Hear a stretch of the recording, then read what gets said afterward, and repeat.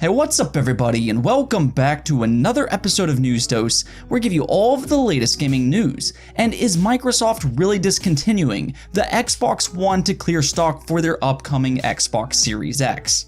There has been a lot of confusion surrounding this topic today, with some even suggesting that the Xbox Series X may be poised to release sooner than we all expected. Could there really be any truth to these statements though? Well, we will take a look at all of that here in just a moment, so don't go anywhere just yet. Also, Nintendo opened up about what their plans are when it comes to next generation consoles, and if you like the idea of the Nintendo Switch Pro, well, you might like what you hear, so stay tuned for that as well. Before we go over all that though, let's first go over some of the quick news, starting off with a very surprising announcement from Capcom. As we all know, we are heading towards a more digital world. Game media for a long time has been dominated by physical disc sales, but over the last couple years, digital games have been selling more and more. Well, now, Capcom has revealed some very surprising results, stating that 80% of all of their game sales was digital over the last year. Yeah, you heard that right, 80%. That is a huge jump year over year, and in fact, just last year, Capcom reported that 53% of their sales was digital. So that is an absolutely huge increase, and goes to show you how fast digital media is taking over. I remember at the beginning of this generation, gamers hated the idea of digital games taking over because they were worried about not being able to share their games or selling them used. And that was actually one of the reasons the Xbox One had such an atrocious launch, and of course we all remember the brilliant marketing by Sony with how they could share their used games, by simply handing the disc to a friend. It very well could be argued that this is the exact moment that the PlayStation 4 won the entire generation, but fast forward to now, digital sales have truly started to take over. I know some people still hate the idea of digital games and prefer physical, and I think that's okay. Right now, it seems like both Xbox and PlayStation are giving gamers options with how they buy their games, having both physical and digital media with the PlayStation 5 and the Xbox Series X. But it is shocking how fast digital games have grown. I will ask you though, do you buy your games digitally or physically, and why? Let me know in the comments below. Speaking of PlayStation, a new patent has went up online that potentially reveals their plans on how they want to emulate PlayStation 1, 2, and 3 games on the PlayStation 5. Now, I do want to emphasize this is a patent, so there is no guarantee that this will actually happen, but right now it does appear Sony's plans is to allow these games to be played by a cloud game streaming service. This patent notes that you will be able to store and use a large library of games from generations of game consoles by using a cloud gaming library. As of this moment, it's not clear if this patent is referring to PlayStation Now, which is Sony's game streaming service, or if this will be something entirely different available on the PlayStation 5. What I will say though is that this news is interesting in the aspect that it's both good and bad news. On the positive side, it does sound like PlayStation will have a large library of old PlayStation legacy games that you can play on the PlayStation 5. On the other side of things though, this will not be integrated on a hardware level, which means you likely will have to pay to play games that you more than likely already own if you have owned previous PlayStation consoles. Now, whether you have to pay for each game individually, or if you have to pay a monthly subscription like PlayStation Now, no matter how you slice it, this will likely cost you something. Now, maybe on the off chance they give all these games away for free, or find a way to prove that you have owned them in the past, but based off what we do know right now, the chances of that happening is very slim. Still though, I will hold on to hope there because I would love to be able to play some of my PlayStation 3 games again on the PlayStation 5. Regardless, this is better than nothing, but it's certainly not what many fans hope for in just bringing their existing library over to the PlayStation 5. Moving on though, I do have some more news for PlayStation fans because Naughty Dog already appears to be transitioning over to their next game. They did just release The Last of Us Part 2, but instead of doing any kind of DLC, it looks like they are ready to jump right into their next big game. They have started to hire new developers for a single-player narrative-driven game that may possibly focus on melee-based combat. Now, it is no surprise that they're going to do a single-player narrative-driven game, considering that's what they have mainly focused on for over a decade now with both Uncharted and The Last of Us, but them specifically looking for melee-based animators, that is pretty interesting.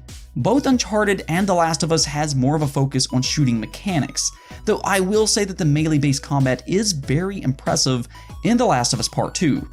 I mean, sure, I know that game is heavily criticized for its story, and I do understand that, but it still is a very impressive game, and one of the reasons is because of how personal it feels with the animations. So I would be very curious to see what Naughty Dog could do with a game that mainly focuses on melee-based combat. Either way though, we probably should not expect this game to be revealed for many years. I mean, The Last of Us Part 2 took like 6 or 7 years to develop, so we will probably be waiting for a long time. But I will ask you, what would you like to see Naughty Dog develop for the PlayStation 5? Let me know in the comments below. In other news, let's talk about Xbox because we do have two separate topics. The first of which is no big surprise because, once again, Phil Spencer has alluded to them still searching for more studio acquisitions. They of course have already acquired a bundle of new studios over the last couple years, but according to the ex-boss Phil Spencer, Microsoft themselves has given no signal to slow down with those acquisitions. Now, he did mention that they are going at a maintainable pace so they can incorporate studios that they have already acquired, but they are still talking to studios and just waiting for the right opportunity to arise. Well, based off reports, that big Warner Bros. Bidding war may be the right opportunity. Xbox has reportedly thrown their hat into the ring, and yeah, it looks like a real possibility that this could actually happen, and Xbox could acquire Warner Bros. Interactive. And as Phil Spencer said, the CEO and CFO of Microsoft seems to completely be on board. And why not? Xbox Game Pass has a ton of potential in becoming a big moneymaker for Microsoft, and that's the very reason that they're investing a lot of money in adding more studios, so that they can put more games onto Xbox Game Pass. This is a win for both Microsoft and fans alike. With studio acquisitions though, there is always some concern from some fans in how the developers themselves will change by being owned by a mega corporation like Microsoft. Well, from this very same article by GameIndustry.biz, they took a deep dive into their most recent acquisitions. They did interview several Xbox developers, and they all sounded absolutely thrilled to be working with Microsoft because Xbox offers a hands-off approach. What this does is it allows creative developers to make great games that they want to make without being stressed, worrying they will have to shut down the studio. Right now, Xbox is offering freedom, financial stability, and creativity. This is the exact reason why I keep saying Xbox has a bright future, and I highly encourage you to read the article yourself, which I will have in the description below. Now also, there has been some confusion surrounding the Xbox One, as fans are starting to notice several discontinued Xbox Ones online. There are even some reports that physical stores have not been receiving much new stock, and it's come to the point that media outlets are starting to report that Microsoft is clearing stock to make way for the Xbox Series X. Some people are even speculating that the Xbox Series X may be releasing sooner than we all realize, maybe September or October, because why else would they be discontinuing the Xbox One so soon? Well, I don't know about that. Now, there was a report floating around not long ago that the Xbox Series X was originally planned to be released in August before the whole world went on lockdown.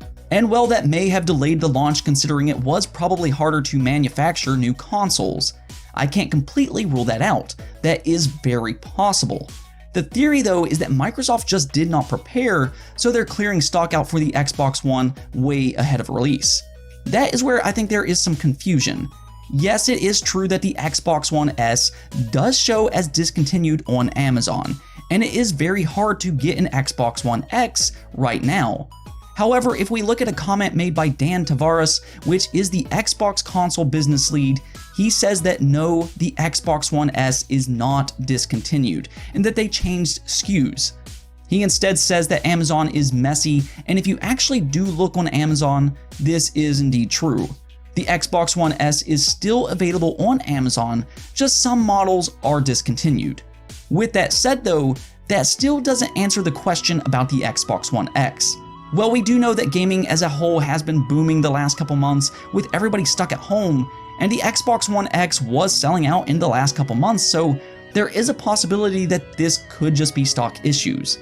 On the other hand, maybe they are trying to decrease the stock flow to create less confusion when the Xbox Series X does release. Having both the Xbox Series X and the Xbox One X, that could create some confusion. And if rumors are true about Xbox Lockhart being $300, that does paint the Xbox One X in a weird light. Lockhart would be more powerful and it would be set at a similar price, so they could try to slowly phase out the Xbox One X. Still though, I don't want to jump to any conclusion here, so it would be best to just wait until we get official confirmation on the Xbox One X the same way we got with the Xbox One S. As for the Series X releasing sooner than we all expected, Microsoft themselves have already said that it's planned for a holiday launch, so that likely hasn't changed. I think the earliest it could release would be October, but more than likely it will be November. The report that it was originally set to launch in August may have been true, but current plans are still pointing to this holiday. Who knows though, maybe they really could surprise us all. On to our last topic of the day though, Nintendo has started to open up about their next generation plans beyond the Nintendo Switch. See, the thing is, in a Nintendo shareholder meeting, they were asked about what they're going to do next. Nintendo pointed at how successful the Nintendo Switch has been, and in fact, in their 4th year they are selling more consoles than ever before. Nintendo seems to believe this is for several different reasons, including the addition to the Nintendo Switch Lite, being able to develop on a single platform, and the comfort of choosing how you want to play, whether it's handheld or on a big screen. He even ends this with saying they will utilize what they have learned from the Switch and how they form future consoles. I agree with every single thing he just said, but this kind of hints at several things here. Handheld gaming is in Nintendo's DNA. Game Boy, Game Boy Advance, the DS, and 3DS were all very successful, but at the same time, Nintendo had to keep some of their talent from working on their home consoles as well. With the Switch though, they were instead all able to focus on one platform, which is why the Switch is getting great game after great game. This has helped the console significantly and likely why they won't go back to having games developed for 2 separate consoles. He also did allude to the Switch Lite benefiting to sales numbers and the comfort of choosing how you want to play, whether handheld or on TV. And what I get from that is that they do plan to continue doing similar things going forward. So whatever their next console will also be a hybrid console. That should not come as a big surprise considering the huge success for the Switch, but he seemed to really emphasize the success of the Switch Lite when asked about their next console. This leads me to believe that the Nintendo Switch will be around for a long time, and it's more than likely that the Switch Lite will not be the only other option for the Nintendo Switch. If you remember the 3DS and how it worked, that thing had several different options. There was the 3DS, 2DS, new 3DS, and so on and so forth. I imagine Nintendo will do something very similar here with the Switch, and hey, maybe the Nintendo Switch Pro rumor will finally become a reality. What do you think though? Would you like to see a more powerful Nintendo Switch release, or would you prefer Nintendo to completely move on to a new generation of consoles? Let me know in the comments below. Anyways though, that's it for this episode, but if you liked the video, don't forget to hit the bell notification and subscribe button for more content just like this. Peace out.